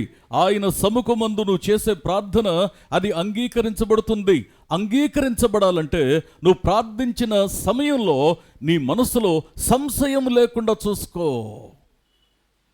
అనుమానించొద్దు. అడిగాను దేవుడు చేస్తాడా లేదా సంశయించొద్దు. రెండవది, దేవుని వాక్యాన్ని మనం జాగ్రత్తగా అర్థం చేసుకునే ప్రయత్నాన్ని మనం చేస్తే, నమ్మకమైనటువంటి ప్రార్థనలో ఒకటి సంశయం ఉండదు. రెండవది రెండవ కొరింథీ పత్రిక 4వ అధ్యాయము 16వ వచనాన్ని కూడా ఓసారి మనం చూస్తే, కావున మేము అధైర్యపడము, ఆత్మ చెప్పుచున్న మాట చెవిగలవాడు వినుగాక. మేము అధైర్యపడము అంటే నిజంగా నమ్మి ప్రార్థిస్తున్నప్పుడు నువ్వు దేవుని యొక్క సన్నిధిలో నువ్వు చేసే ప్రార్థన అంగీకరించబడాలని కోరేటప్పుడు ఒకటి, నీ ప్రార్థనలో సంశయం ఉండకూడదు, అనుమానం ఉండకూడదు. రెండవది, భయం ఉండకూడదు. నువ్వు ప్రార్థిస్తున్నప్పుడు నీ ప్రార్థనలో భయం ఉండకూడదు. అందుకే ఇక్కడ మాట్లాడుతున్న మాట, మేము అధైర్యపడము, బాహ్య పురుషుడు కృషించుచూ ఉన్నను, ఆంతర్య పురుషుడు దినదినము నూతన పరచబడుతూ ఉన్నాడు. గట్టిగా చప్పట్లు కొడుతూ దేవుని మహింపరుద్దాం ఒకసారి. భౌతికంగా కొన్ని ఇబ్బందులు గుండా మనం ప్రయాణం చేస్తున్నా సరే, శారీరకంగా మానసికంగా మనం ఒకవేళ కొన్నిసార్లు కృంగుతూ ఉన్నా సరే, ఆ పరిస్థితుల్లో కూడా నువ్వు ప్రార్థిస్తూ ఉన్నప్పుడు ఆ ప్రార్థన దేవుని చేత అంగీకరించబడుతుందని నమ్మి ఎట్టి పరిస్థితుల్లో కూడాను నువ్వు అధైర్యపడవద్దు. ఒకటి, నీ ప్రార్థనలో సంశయం ఉండకూడదు. రెండవది, నీ ప్రార్థనలో భయం ఉండకూడదు. మూడవది, లూకాసు వార్త 18వ అధ్యాయము 1వ వచనాన్ని ఒకసారి మనం చూసినట్లయితే, వారు విసుగక నిత్యము ప్రార్థన చేయుచూ ఉండాలి అనే ఉద్దేశంతో యేసు ప్రభు ఈ ఉపమానం చెప్తా ఉన్నాడు వారికి. అంటే ప్రార్థనలో విసుగుదల రానియొద్దు. కొన్నిసార్లు ఏం చేస్తాం తెలుసండి, మరి చేసిందే మళ్ళీ ఏం చేస్తాను, దేవునికి తెలియదా? ఎన్నిసార్లు చేయాలి దేవునికి? నా సన్నిధిలో నువ్వు ప్రార్థన చేస్తే నేను అంగీకరిస్తానన్నాడు కదా. ఇప్పటికి 10-15 సార్లు చేస్తుంటాను, కనీసం ఒక 30-40 సార్లు చేస్తుంటాను. ఇంకానా? మళ్ళీనా? అంటే కొన్నిసార్లు మన యొక్క జీవితంలో మీరు గమనించండి, ఎప్పుడైతే ప్రార్థనలో ఆసక్తి ఉంటుందో ఆ ప్రార్థన భారంగా చేస్తాం. ఎప్పుడైతే ప్రార్థనలో విసుగుదల కలుగుతుందో ఆ ప్రార్థన నిర్లక్ష్యంగా చేస్తాం. ఇదొక్కటే గుర్తు, గమనించి చూడండి. కొన్నిసార్లు మన ప్రార్థనలో నిర్లక్ష్యం తాండవమాడుతుంది. అంటే పెదవులు కొన్ని పదాల్ని పలకడం వేరు, మనసు విశ్వసించి ఉచ్చరించడం వేరు. మనసు విశ్వసించి ఉచ్చరిస్తున్నప్పుడు, ఆ పదాల్ని పలుకుతున్నప్పుడు అక్కడ కార్యం జరుగుతుంది. కానీ కొన్నిసార్లు మన ప్రార్థనలో ఎలాంటి పరిస్థితులు ఉంటాయంటే విసుగుదల ఉంటుందండి. కానీ దేవుడు నీ ప్రార్థన అంగీకరించాలి అంటే నీ ప్రార్థనలో విసుగుదల ఉండనివ్వకూడదు. ప్రార్థనలో ఒకటి, ఏముండకూడదు? సంశయం ఉండకూడదు. రెండవది, భయం ఉండకూడదు. మూడవది, విసుగుదల ఉండకూడదు. 4వ విషయాన్ని గమనిస్తే, 1 తెస్సలోనిక పత్రిక 5వ అధ్యాయము 17వ వచనాన్ని ఒక్కసారి మనం చదువుకున్నట్లయితే చదువునాను. ఓకే, ఎడతెగక చదవండి, ఆ మాట చదవండి. ఎడతెగక ప్రార్థన చెయ్యండి. ఇక్కడ డైరెక్ట్గా ఈ మాటలోకి వస్తే వాస్తవానికైతే దీన్ని కాస్త ఇక్కడ మనం పారాగ్రాఫ్ వైజ్గా కొంచెం మనం మార్చుకుంటాం, అది ఆల్రెడీ మీకు నేను చెప్పాను. ఇక్కడ డైరెక్ట్గా ఒక పదాన్ని కోట్ చేయాలంటే ఎడతెగక ప్రార్థన చెయ్యండి అంటే అర్థం ఏంటో తెలుసా? నీ ప్రార్థనలో విరామముండకూడదు. నీ ప్రార్థనలో విరామం ఉండకూడదు. కొన్నిసార్లు ఏం చేస్తావంటే, అయ్యా నా బిడ్డ రక్షించబడలేదయ్యా, నా బిడ్డ కోసం ప్రార్థన చేస్తున్నానయ్యా, నా భర్త రక్షించబడలేదయ్యా, ఇదిగో నా భార్య విషయంలో, నా తల్లిదండ్రుల విషయంలో, నా బిడ్డ విషయంలో అంటూ ప్రార్థన చేసి ఒకసారి భారం కలిగి ఏడ్చి వదిలేస్తాం. 1 నెల 2 నెలలు 3 నెలలు వదిలేసి మళ్ళీ ఏదైనా ఒక గొడవ అయ్యి వాళ్ళతో పోట్లాట వచ్చేంత వరకు కూడా మనం మౌనంగా ఉండిపోతాం. కొన్నిసార్లు నీ ప్రార్థన నువ్వు చేయడం మానేస్తున్నావు, నువ్వు మర్చిపోతున్నావు అంటే కారణం ఏంటి అంటే ప్రార్థన కంటే మరికొన్ని విషయాలు నీకు ముఖ్యంగా అనిపిస్తూ ఉన్నాయి. ఎదుగుతున్న నీ యవ్వన బిడ్డలు ఇంట్లో ఉన్నారు, గుర్తుపెట్టుకో. మలినమైపోయిన లోకంలో మన బిడ్డలు తిరుగుతున్నారు, గుర్తుపెట్టుకో. దేవుని యొక్క వాక్యం సెలవిస్తూ ఉన్నటువంటి సత్యం ఏంటి అనంటే, నీ ప్రార్థన ప్రారంభించావు, నీ కుటుంబం కోసం నువ్వు ప్రార్థించడం నీ బాధ్యత, నీ ఇంటి కోసం నువ్వు ప్రార్థించడం నీ బాధ్యత, నీ బిడ్డల కోసం, నీ భార్య కోసం, నీ భర్త కోసం, నీ తల్లిదండ్రుల కోసం, నీ పిల్లల కోసం నువ్వు ప్రార్థించడం నీ బాధ్యత, సంఘం కోసం ప్రార్థించడం నీ బాధ్యత, నీ ఇరుగు పొరుగున పాడైపోతున్న వారి కోసం ప్రార్థించడం నీ బాధ్యత, నీ కళ్ళ ముందు నశించిపోతున్నటువంటి నువ్వు ఎరుగని ప్రజలు కొంతమంది ఉన్నారు, వారి కోసం ప్రార్థించడం నీ బాధ్యత. నీ ప్రార్థనలో విరామం ఉండకూడదు.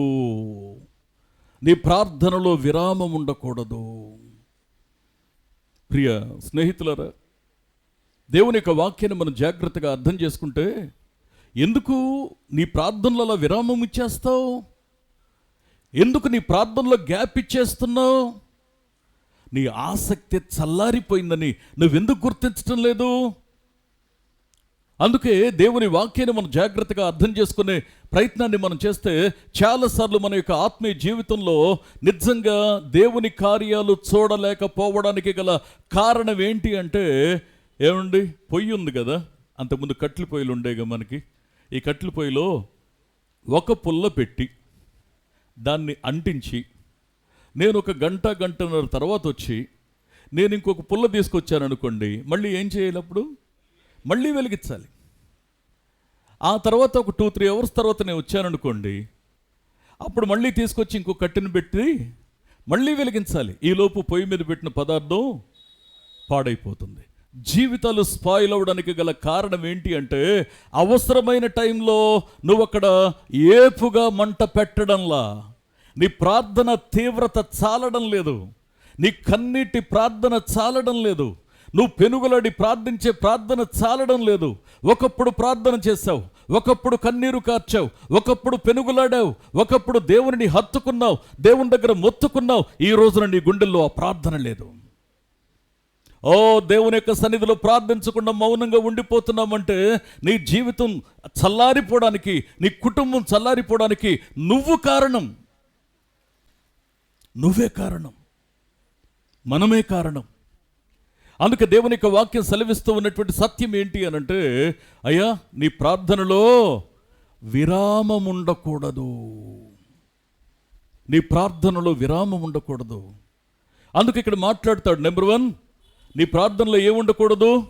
సంశయం ఉండకూడదు. 2వది భయం ఉండకూడదు. 3వది విసుగుదల ఉండకూడదు. 4వది విరామం ఉండకూడదు. 5వది ఇక్కడ ఏమని మాట్లాడతాడంటే, మత్తయి సువార్త 6వ అధ్యాయము 6వ వచనాన్ని ఒకసారి మనం చూసినట్లయితే, నీవు ప్రార్థన చేయునప్పుడు నీ గదిలోనికి వెళ్ళి తలుపు వేసి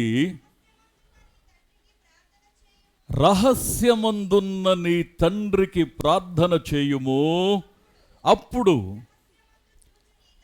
రహస్యమందు చూచు నీ తండ్రి నీకు ప్రతిఫలమిచ్చును. ఆత్మ చెప్పుచున్న మాట చెవిగలవాడు వినుగాక. ఈ వచనం మనకేం తెలియజేస్తా ఉందో తెలుసా అండి? మనలో ఏం ఉండకూడదో అనేటువంటి ఇంకొక లక్షణాన్ని తెలియజేస్తూ ఉంది. ఏంటి అంటే, నీ ప్రార్థనలో ప్రచారం ఉండకూడదు. నీ ప్రార్థనలో ప్రచారం ఉండకూడదు. కొన్నిసార్లు నేను బాగా ప్రార్థన చేస్తానని నా పొరుగు వారు గుర్తించాలని కోరుకుంటూ ఉంటాం. నా ఇంటి వారు గుర్తించాలి, బయట వారికి నేను బాగా ప్రార్థన చేస్తానని తెలియాలి. నేను ఒక విషయం జ్ఞాపకం చేస్తున్నాను మీకు దృష్టికి. మనుషులకు తెలియాలని నువ్వు ప్రయత్నం చేస్తే తప్పకుండా తెలుస్తుంది, పబ్లిసిటీ వస్తుంది. కానీ ఆ ప్రార్థన దేవుని దగ్గర నుంచి తృణీకరించబడుతుంది. దేవుని యొక్క వాక్యం సెలవిస్తూ ఉన్నటువంటి సత్యం ఏంటో తెలుసా? ఆ జీవం కలిగిన వాక్యం సెలవిస్తున్న వాస్తవం ఏంటంటే, నువ్వు ప్రార్థన చేయి. ఎవరికి అంటే, రహస్యమందు చూచుతున్న తండ్రికి తెలిసేలా. నువ్వు రహస్యమందు చూచుతున్న తండ్రికి తెలిసేలా ప్రార్థిస్తే, రహస్యమందు చూసేవాడు నీకు రహస్యంగా ప్రతిఫలం ఇచ్చి నిన్ను బహిరంగంగా ఆశీర్వదిస్తాడు. హల్లెలూయా. కానీ ఎప్పుడైతే నీ ప్రార్థన బహిరంగంగా కనబడాలని కోరుకుంటావో, అప్పుడు రహస్యమందు చూసే తండ్రి వెతికితే అక్కడేం కనబడదు, అంత బహిరంగం అయిపోయింది. ప్రార్థనకు ప్రచారము ఉండకూడదు. చెయ్యి, ప్రార్థన చెయ్యి, కానీ ప్రార్థనకు ప్రచారం ఉండకూడదన్న విషయాన్ని మనం జాగ్రత్తగా అర్థం చేసుకోవాలి. ప్రియ స్నేహితులరా, దేవుని వాక్యాన్ని మనం జాగ్రత్తగా గమనించే ప్రయత్నాన్ని మనం చేస్తే ఎలా ఉంది మన జీవితం? దేవుని యొక్క వాక్యాన్ని మనం జాగ్రత్తగా అర్థం చేసుకునే ప్రయత్నాన్ని మనం చేస్తే, ఇక్కడ ఇంకో మాట, అద్భుతమైనటువంటి వాక్యాన్ని చెప్తాడు. మూలవాక్యం దగ్గరికి మనం వెళ్ళినట్లయితే, మూలవాక్యంలో అక్కడ ఉన్నటువంటి మాట, నా సముఖమందు నీవు చేసిన ప్రార్థన విన్నపములు నేను అంగీకరించితిని. దేవుడు మన ప్రార్థన అంగీకరించాలి అంటే ఇక్కడ మనకు అర్థం కావాల్సింది ఏంటి అంటే, యేసు ప్రభు ఒక మాట చెప్పాడు. ఆ చెప్పిన మాటలో, నువ్వు నా సన్నిధిలో ఏమీ అడగలేదయ్యా అని అన్నాడు. ఇప్పుడు మన ప్రార్థన దేవుని చేత అంగీకరించబడేలా ఉండాలి అంటే మనం ఏం చేయాలో ఇక్కడ వాక్యం సెలవిచ్చినటువంటి 5 సంగతులను మనం తెలుసుకున్నాం. ఇప్పుడు దావీదు భక్తుడు తను చెప్తూ, నేను చదవండి ఒకసారి 143వ కీర్తన 8వ వచనాన్ని మరొకసారి చూడండి. నీ యందు నేను నమ్మిక ఉంచి ఉన్నాను, ఉదయమున నీ కృపా వార్తను నాకు వినిపించుము. రెండవ మాట ఏమంటాడంటే, నీ వైపు నా మనస్సును నేను ఎత్తుకొనుచున్నాను.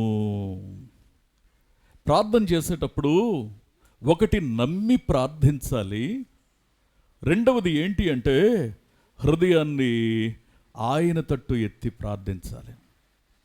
నిన్న రాత్రి మన వాక్యాన్ని ధ్యానించాం. మనస్సు ఆయన తట్టు ఒకవేళ ఏకాగ్రత కలిగి ఉండకపోతే ఏమవుతుందో, దానివల్ల కలిగే నష్టం ఏంటో మనం ఆలోచన చేశాం. మన హృదయం ఆయన తట్టు ఎత్తబడడం ఇర్మియా అందుకేగా చెప్పాడు. ఇర్మియా గ్రంథం 17వ అధ్యాయము 5వ వచనాన్ని ఒకసారి మనం చూస్తే, యెహోవా ఈలాగు సెలవిచ్చుచూ ఉన్నాడు, నరులను ఆశ్రయించి శరీరులను తనకు ఆధారముగా చేసుకొనుచు తన హృదయమును యెహోవా మీద నుండి తొలగించుకునివాడు శాపగ్రస్తుడు. ఇప్పుడు ప్రార్థన చేయడానికి ఇంకొక రూల్ ఏంటంటే, మొదటి రూల్ దావీదు భక్తుడు నేర్పిస్తున్నాడు. అయ్యా, నేను ఇలా చేశాను. ఏంటది? నేను నమ్మి ప్రార్థన చేశాను. రెండవది ఏంటి? మనస్సును ఆయన తట్టు ఎత్తి, అంటే ఏకాగ్రత కలిగి గురి కలిగిన ప్రార్థన. అందుకే దేవుని యొక్క వాక్యాన్ని మనం జాగ్రత్తగా అర్థం చేసుకునే ప్రయత్నాన్ని మనం చేస్తే, గురి కలిగిన ప్రార్థనలో ఎంత సత్తువ ఉంటుందో తెలుసా అండి? ఎంత శక్తి ఉంటుందో తెలుసా? గురి కలిగిన ప్రార్థన మన జీవితంలో ఎంత అద్భుతమైన మేలు చేస్తుందో తెలుసా? దేవుని వాక్యాన్ని మనం జాగ్రత్తగా అర్థం చేసుకుంటే ఇక నువ్వు బ్రతకవు, నువ్వు చనిపోతావు అని రాజు అయినటువంటి హిజ్కియా దగ్గరకు వచ్చి చెప్పారు. చెప్పిన తర్వాత ఆ రాజు ఏం చేశాడు అంటే యెషయా గ్రంథము 38వ అధ్యాయము 1 నుంచి 6 వచనాల్లో ఇక్కడ జరిగిన సంఘటన మనం చూస్తూ ఉన్నాం. ఈ సంఘటన జరుగుతూ ఉన్నప్పుడు ఇక నువ్వు బ్రతకవు, నీ ఇల్లు చక్కబెట్టుకో అని చెప్పినప్పుడు తాను దేవుని దగ్గరికి వచ్చి హిజ్కియా ప్రార్థన చేస్తా ఉన్నాడు. ఏమని? అతడు తన ముఖమును గోడ తట్టు త్రిప్పుకొని, యెహోవా యథార్థ హృదయుడనై సత్యముతో నీ సన్నిధిని నేను ఎలా నడుచుకున్నానో నీ దృష్టికి అనుకూలముగా, అండర్లైన్ చేసుకోవాలి ఈ మాటని, సమస్తమును నేనెట్లు జరిగించి తినో కృపతో జ్ఞాపకం చేసుకో అని హిజ్కియా కన్నీరు విడుచుచు యెహోవాను ప్రార్థింపగా, యెహోవా వాక్కు యెషయాకు ప్రత్యక్షమై ఈలాగు సెలవిచ్చెను, నీవు తిరిగి హిజ్కియా యొద్దకు వెళ్ళు, అతనితో ఇలా చెప్పు, నీ పితరుడైన దావీదునకు దేవుడైన యెహోవా నీకు సెలవిచ్చున్నదేమనగా, నీవు కన్నీళ్లు విడుచుట నేను చూచాను. గట్టిగా చప్పట్లు కొడుతూ దేవుని మహింపరుద్దాం ఒకసారి. నువ్వు కన్నీరు విడిస్తే నీ కన్నీటిని దేవుడు దాటి వెళ్ళడు. నువ్వు కన్నీరు విడిస్తే దేవుడు చెలించిపోతాడు. నువ్వు కన్నీరు విడిస్తే దేవుడు దాన్ని విలువగా ఎంచుతాడు. నీ కన్నీటిని తన యొక్క కవిలిలో దాచి ఉంచుతాడు. నువ్వు కార్చిన ప్రతి కన్నీటి బొట్టుకు లెక్క చూచి నీకు ప్రతిఫలం ఇస్తాడు. నీ జీవితంలో నువ్వు కన్నీరు కారుస్తున్న పరిస్థితిని, అందుకే నేను ఎప్పుడు చెప్తూ ఉంటాను ఈ మాటని, ఆయన నీ కన్నీటిని తుడవడం మాత్రమే కాదు, నీ కన్నీటికి కారణమైన పరిస్థితులను, స్థితిగతులను సమూలంగా మార్చివేస్తాడు. దేవుని యొక్క వాక్యం సెలవిస్తున్న సత్యం ఏంటి అంటే, నీవు నీ మనస్సును ఆయన తట్టు ఎత్తినప్పుడు నువ్వు కన్నీరు విడచి ఆయన ఎదుట అంగీకరించబడే ప్రార్థన చేయగలుగుతావు. ఆత్మ చెప్పుచున్న మాట చెవిగలవాడు వినుడుగాక. నువ్వు కన్నీరు విడిచి ఆయన అంగీకరించే ప్రార్థనను చేయగలిగినప్పుడు ఖచ్చితంగా నీ ప్రతి ప్రార్థనకు జవాబు వస్తుంది. దేవుని వాక్యం ఎంత శ్రేష్టమైందో తెలుసా? దేవుని వాక్యం ఎంత సత్యమైందో తెలుసా? దేవుని వాక్యం ఎంత జీవం కలిగిందో తెలుసా? ఇక్కడ వాక్యం సెలవిస్తుంది, ఎందుకు మన ప్రార్థనలు దేవుని దగ్గర అంగీకరించబడడం లేదు, ఎందుకు మన ప్రార్థనలు దేవుని దగ్గర తిరస్కరించబడుతున్నాయి, ఎందుకు మన ప్రార్థనలు కొన్నిసార్లు ఇంకా అలాగే అది వెయిట్ చేస్తున్నాయి, అవి అంగీకరించబడుతున్నాయో తృణీకరించబడుతున్నాయో అర్థం కాక మనం నామకార్థంగా నోటితో ఉచ్చరించి వదిలేస్తూ ఉన్నాం. నీ ప్రార్థన అంగీకరించడానికి దేవునికి కృప లేదా, ప్రేమ లేదా? కానీ అంగీకరించబడకపోవడానికి గల రీజన్ ఏంటి అంటే, మన యొక్క బ్రతుకులో ఆయన మన ప్రార్థన అంగీకరించడానికి అనువు కాని ప్రార్థనలు కొన్నిసార్లు చేస్తూ ఉన్నాం. మనం ఆయన నీ ప్రార్థన అంగీకరించాలంటే అనువైన 5 అంశాల గురించి మనం నేర్చుకున్నాం. ఇప్పుడు మనం చేయాల్సింది ఏంటి అంటే, మన హృదయమును ఆయన తట్టెత్తి గురి కలిగిన ప్రార్థన చేయాలి. అవును, నేను ప్రార్థన చేస్తున్నాను, నా ప్రార్థన దేవుడు ఆలకిస్తాడు, నా జీవితాన్ని ఆయన మార్చి చూపుతాడని నువ్వు నమ్మి ప్రార్థించగలగాలి. ప్రియ స్నేహితులారా, దేవుని వాక్యాన్ని మనం జాగ్రత్తగా అర్థం చేసుకునేటువంటి ప్రయత్నాన్ని మనం చేసినట్లయితే ఇక్కడ సెలవిస్తూ ఉన్నటువంటి సత్యం ఏంటో తెలుసా? నీవు కన్నీళ్లు విడుచుట చూచితిని, నీ ప్రార్థన నేను అంగీకరించాను. ఎస్, హిజ్కియా ప్రార్థన అంగీకరించిన దేవుడు నీ ప్రార్థన కూడా అంగీకరిస్తాడు. ఆమేన్. దేవుని యొక్క వాక్యాన్ని మనం నమ్మితే నువ్వు హిజ్కియా వలె ప్రార్థించి చూడు. అయ్యా, నీ ఎదుట నేను ఎలా నడుచుకున్నాను.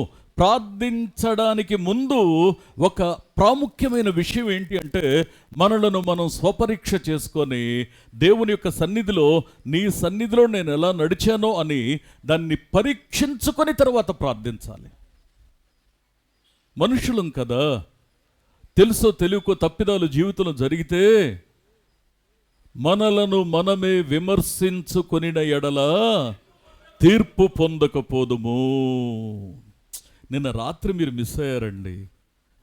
ఒక మంచి వాక్యాన్ని ధ్యానించాం.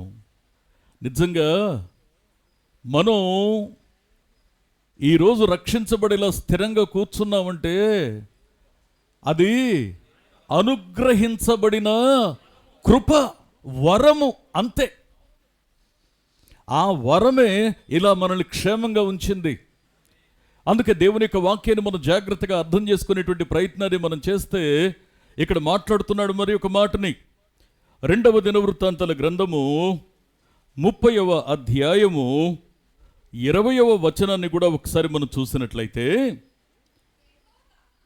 యెహోవా హిజ్కియా చేసిన ప్రార్థన అంగీకరించి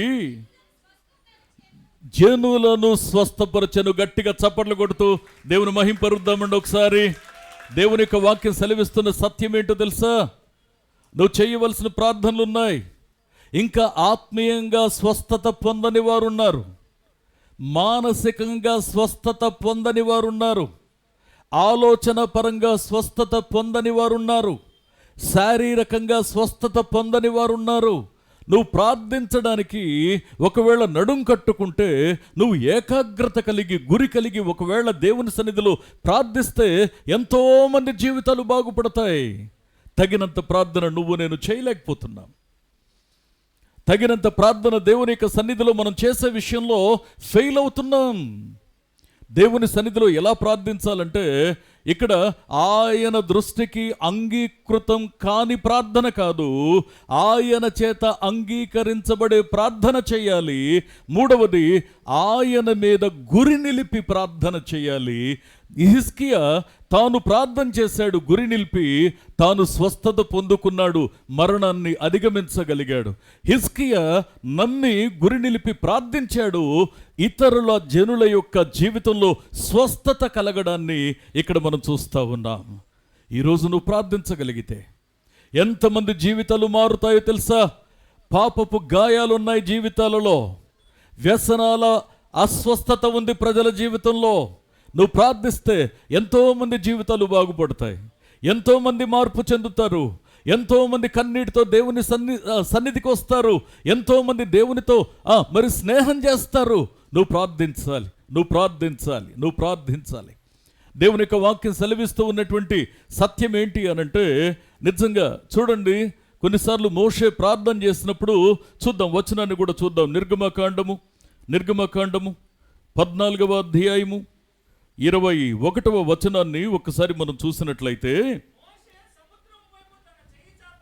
ఓకే,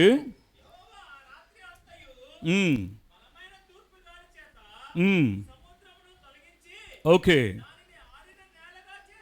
దానిని ఆరిన నేలగా చేసెను, నీళ్లు విభజింపబడగా ఇశ్రాయేలీయులు సముద్రము మధ్యన ఆరిన నేల మీద నడిచిపోయారు. ఆత్మ చెప్పుచున్న మాట చెవిగలవాడు వినుగాక. గురి కలిగిన ప్రార్థన వ్యక్తిగతంగా నీకు స్వస్థత కలిగించటమే కాదు, గురి కలిగిన ప్రార్థన నీ జనులకు ఆధ్యాత్మికంగా, మానసికంగా, శారీరకంగా అది స్వస్థతను కలిగిస్తుంది.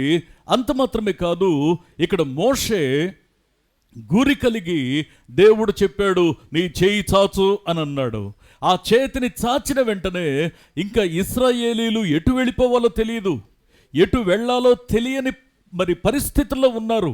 నిజంగా ఎంతమంది మరి ఏదైనా పరిష్కారం దొరుకుతుందేమోనని ఎంతమంది ఎదురు చూస్తున్నారు తెలుసండి? అక్కడ ఇశ్రాయేలీలు ఎంతమంది ఎదురు చూస్తున్నారు?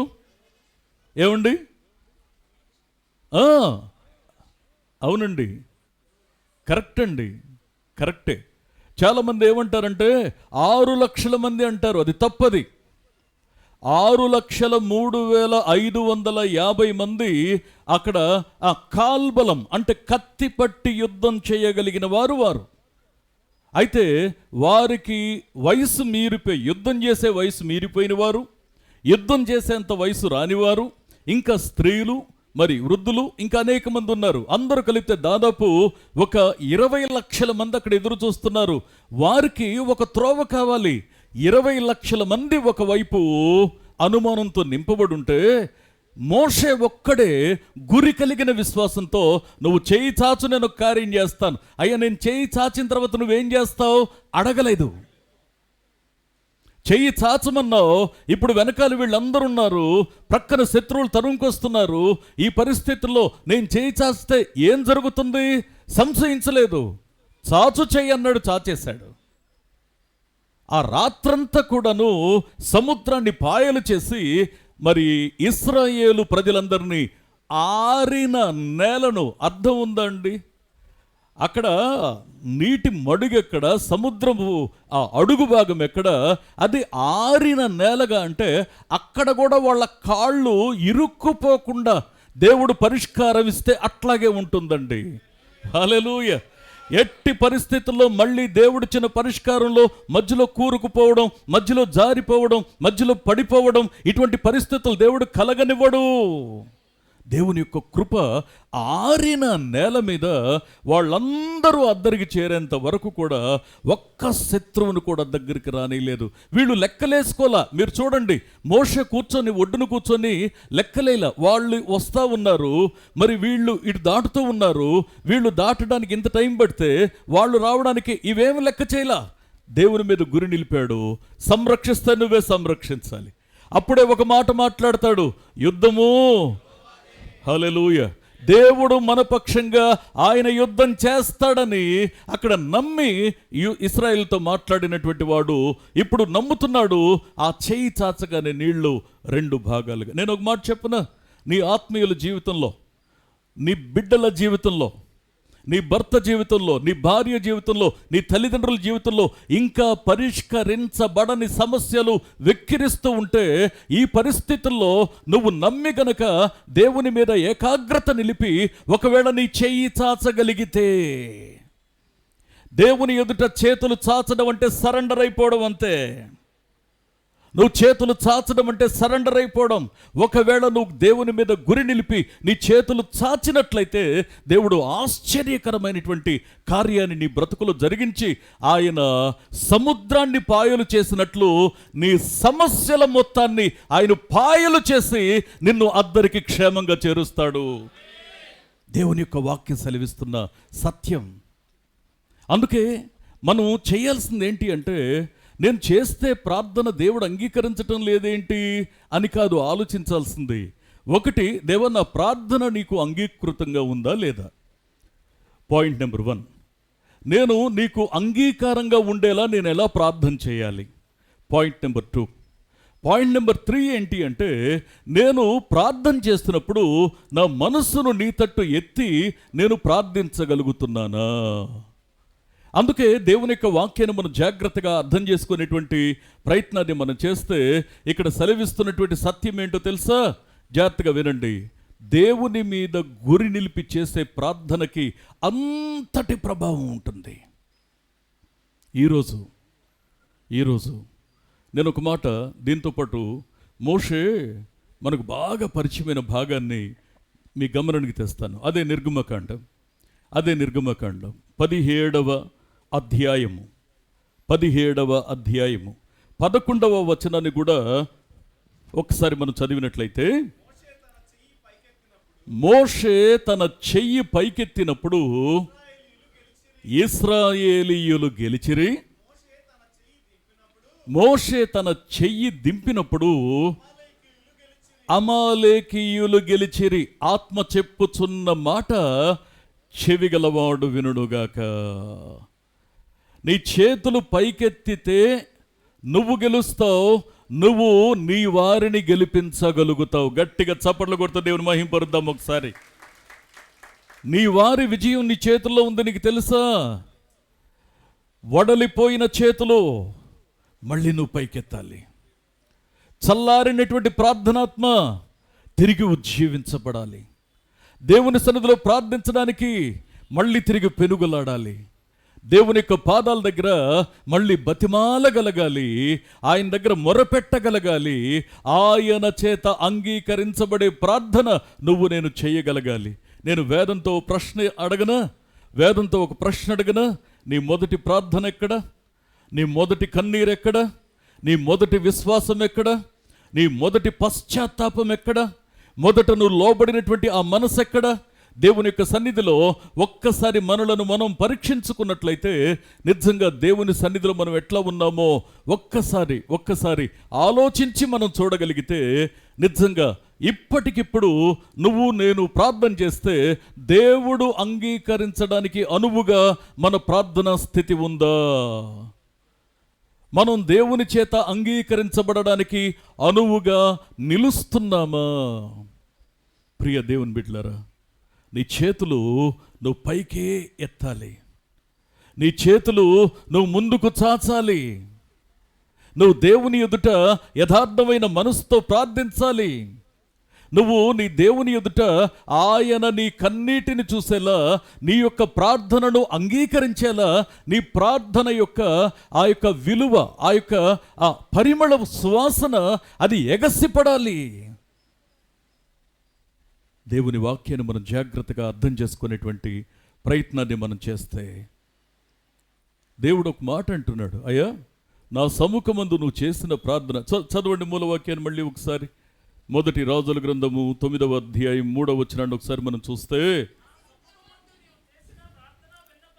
నా సముఖమందు నీవు చేసిన ప్రార్థన విన్నపములను నేను అంగీకరించి ఉన్నాను. ఆత్మ చెప్పుచున్న మాట చెవిగలవాడు వినుగాక. నేను ఇక్కడ మాట్లాడుతున్న మాట దేవుని యొక్క మాట. దేవుడు మాట్లాడుతున్నాడు, నా సముఖమందు మీ ప్రార్థన మనవులను నేను అంగీకరించి ఉన్నాను. నా నామమును సదాకాలము అక్కడ ఉంచుటకు నీవు కట్టించిన ఈ మందిరమును పరిశుద్ధపరిచి ఉన్నాను. అందుకే మళ్ళీ ఈ మాట జ్ఞాపకం చేస్తున్నాను. దేవుడు మన ప్రార్థన అంగీకరించాలి అంటే ఆయన నివాస యోగ్యంగా ఉన్న మన మనసులు పరిశుద్ధపరచబడాలి. మీరు తర్వాత చదవండి మాటని. 2వ కొరింథీ పత్రిక 6వ అధ్యాయం 16 నుంచి 18 వచనాల్లో అక్కడ ఒక మాట ఉంటుంది. మధ్య నుంచి ఒక మాట చెప్తున్నాను. నేను వారిలో నివసించి సంచరింతును అని అంటాడు. దేవుని యొక్క ఆశ ఏంటో తెలుసా? దేవుని యొక్క ఆలోచన ఏంటో తెలుసా? నీలో నివాసం చేయాలని. ఆయన నీలో నివాసం చేసి ఆయన సంచరించాలని, ఆయన ఔన్నత్యాన్ని దైవత్వాన్ని లోకానికి చాటి చెప్పుకోవడానికి నువ్వు ఒక సాధనంగా నిలవాలని, నువ్వు ఒక పాత్రగా ఉండాలని, యజమానుడు వాడుకునే అర్హమైన పాత్రగా నీ జీవితం ఫలభరితంగా ఉండాలని దేవుడు ఆశిస్తూ ఉన్నాడు. నిజంగా ఆయనకు తగినట్లుగా మనం బ్రతుకుతున్నామా? ఎందుకు మన ప్రార్థన అంగీకరించబడడం లేదో ఆలోచన చేశామా? ఎందుకు దేవుని యొక్క సన్నిధిలో మన ప్రార్థన అంగీకరించబడుతుందో మనం దాని గురించైనా ఆలోచన చేశామా? గురి కలిగి ప్రార్థన చేస్తే ఎలాంటి ప్రతిఫలం ఉంటుందో దాని గురించి అర్థం చేసుకున్నామా? నేను మిగిలిన విషయాలు నేను వచ్చే వారం మీతో మాట్లాడతాను. దేవుని యొక్క వాక్యం సెలవిస్తూ ఉన్న సత్యం ఏంటి అని అంటే, నేను మళ్ళీ ఈ మాట జ్ఞాపకం చేస్తున్నాను. నా ప్రార్థన ఎలా ఉంది? మనందరి ముందు ఒకే ఒక్క ప్రశ్న, నా ప్రార్థన ఎలా ఉంది? నా ప్రార్థన దేవుని చేత అంగీకరించబడడానికి ఏ అభ్యంతరం కనబడుతుంది? నా ప్రార్థన దేవుని చేత అంగీకరించబడాలంటే దానిలో ఏ అనుకూలతలు కలగాలి? నా ప్రార్థన దేవుని చేత అంగీకరించబడాలంటే నేను ఏ రీతిగా గురి కలిగి నేను ప్రార్థించాలి? ఒకసారి మనం ప్రార్థన చేసుకుందాం. ప్రతి ఒక్కరూ కూడా మనం ప్రార్థన చేసుకుందాం. దేవుని యొక్క సన్నిధిలో మన హృదయాన్ని తెరిచి యథార్థమైన మనసుతో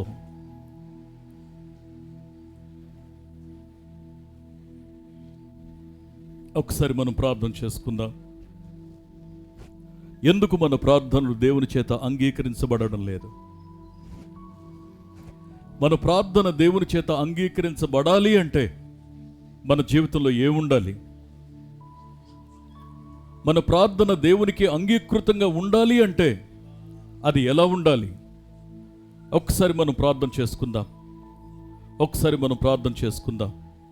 కొన్నిసార్లు మనం అడిగినను మన భోగముల నిమిత్తం అడుగుతున్నామేమో, భక్తిహీనమైన మనసుతో అడుగుతున్నామేమో, పాపాన్ని లక్ష్యం చేస్తూ అడుగుతున్నామేమో, కొన్నిసార్లు దోషాన్ని గుండెల్లో పెట్టుకొని అడుగుతున్నామేమో. ఇదిగో అటువంటి సమయంలో అది మనం ప్రార్థనగా మనం అనుకుంటాం, కానీ అది దేవుని చేత ప్రార్థనగా పరిగణించబడదు. నిజంగా దేవుని చేత అంగీకరించబడాలంటే నీ ప్రార్థనలో సంశయం ఉండకూడదు, నీ ప్రార్థనలో అధైర్యం ఉండకూడదు, నీ ప్రార్థనలో విసుగుదల ఉండకూడదు, నీ ప్రార్థనలో విరామం ఉండకూడదు, నీ ప్రార్థనలో ప్రచారం ఉండకూడదని వాక్యం చెప్తా ఉంది. రహస్యమందు చూచుచున్న తండ్రి ఎదుట రహస్యంగా ప్రార్థన చేయి. నీ ప్రార్థన రహస్యం అదే కావాలి. ఒక్కసారి మనం ప్రార్థన చేద్దామా? నీ ఎదుట నేను ఎలా నడుచుకున్నానో కృపతో ఒక్కసారి నన్ను జ్ఞాపకం చేసుకొని భక్తుడు ప్రార్థించినప్పుడు దేవుని చేత అంగీకరించబడ్డాడు. అతని కన్నీరు దేవుని చేత అంగీకరించబడింది. మోషే చేతులు చాపినప్పుడు దేవుడు ఆ చేతులు చాపిన ఆ స్థితిని అంగీకరించాడు. మోషే చేతులెత్తినప్పుడు ఆ చేతులెత్తిన స్థితిని, అవసరాన్ని దేవుడు అంగీకరించాడు. ఈరోజు ఒక్కసారి నీవు నేను, దేవా మోషే వలె నన్ను అంగీకరించు ప్రభువా, హిజ్కియా వలె నన్ను అంగీకరించు ప్రభువా అని నిండు హృదయంతో మనం ప్రార్థన చేద్దామా? దయగలిగిన తండ్రి మహోన్నతుడా, మరొకసారి మీ సన్నిధిలో మా హృదయం తెరిచి ప్రార్థిస్తూ ఉన్నాం. అయ్యా, మీ కనికరాన్ని, మీ కటాక్షాన్ని మాకు తోడుగా ఉంచండి నాయన.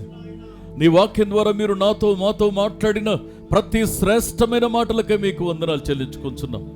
మీ అపరిమితమైన దీవెన మాకు అండగా ఉంచండి. మీరే మమ్మను ఆశీర్వదించండి నాయన. మీ కృపలో మమ్మను వర్ధిల్ల చేయండి నా తండ్రి.